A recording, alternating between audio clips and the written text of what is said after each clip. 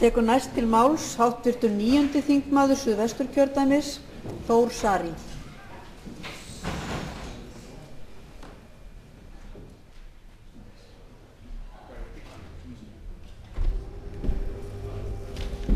Virðulegi forseti, háttvirtu þingmenn og hæstvirtur ráðherrar.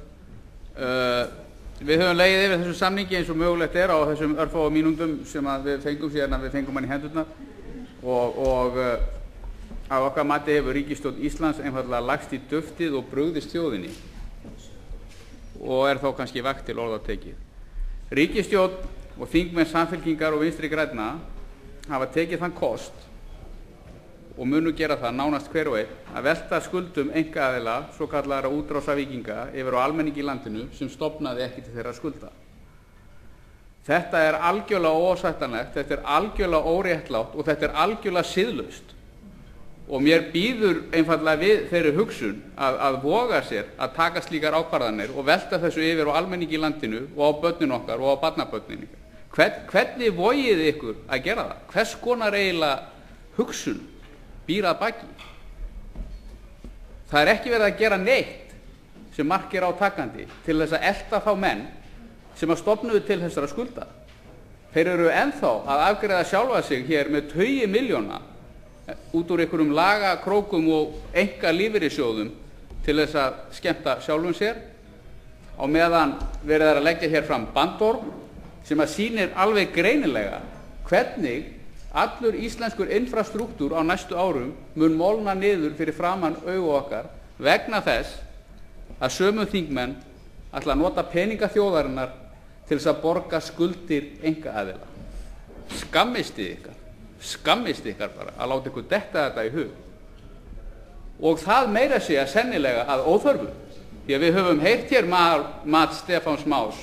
Við vorum með hjá okkur áðan eitt fremsta sérfræðing landsins í Evrópurétti, Elvíru Pineda, sem heldur því alveg hiklaust fram að það sé fyllilega sanngjarnt að Ísland láti reyna á þetta mál fyrir Evrópudómstólnum.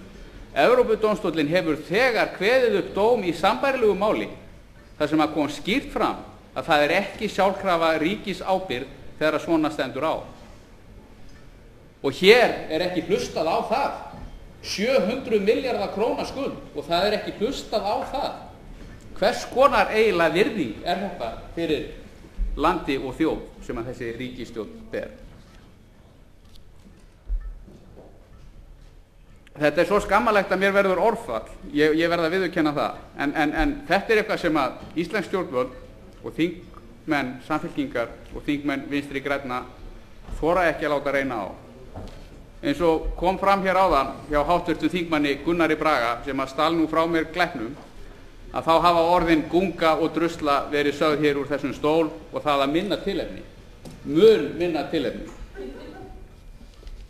Þau er nú hægt að herma upp á þá þingmenn alla sem að styðja þennan samning.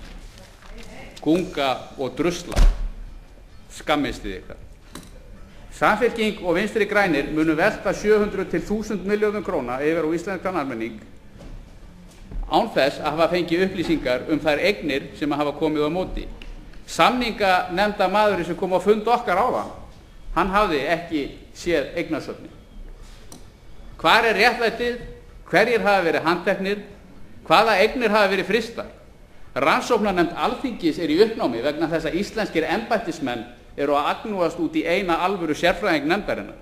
Rannsókn saksóknarans sérstaka er í uppnámi vegna þess að hann veldur ekki verkefninu. Hann er skipaður af dómsmálaráðherra Sjálfstæðisflokksins sem að ber megin ábyrgð á því sem að gerðist. Og það er ekki hnikað við manninum. Hvers konar eiginlega hugsun er hér á baki? Hvers konar virðing og hvers konar ætlan er í gangi hjá þessari ríkisstjórn og þessum þingmönnum sem að standa fyrir þessu? Svo ég ljúki nú máli mínu pent eina ferðina enn. Skammist þið ykkar bara. Skammist þið ykkar. Forseti verður að gera athugasemdir hér við háttvirtan þingmann. Honum ber að nefna þingmenn með fullu nafni.